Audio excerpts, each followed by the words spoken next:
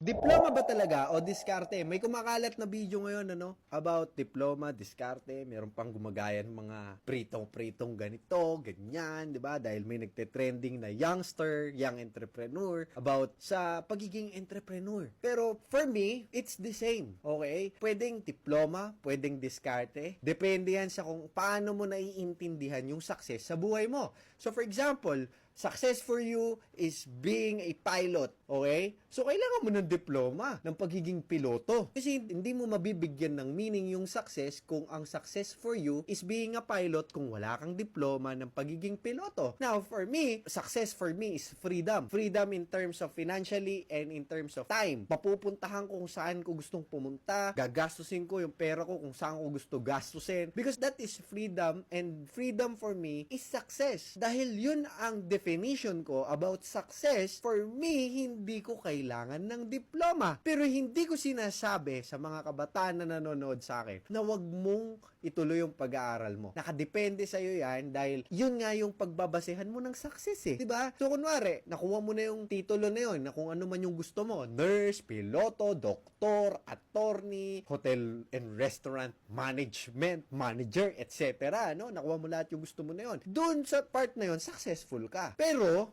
again, ang success, nakabase sa diploma or sa diskarte ang success, depende sa kung anong definition mo ng success. Yun ang kailangan yung tandaan. No? Hindi nyo na kailangan pagdebatehan yan. Yun lang ang kailangan yung tandaan. Diploma or diskarte, depende yan sa kung ano ang success for you.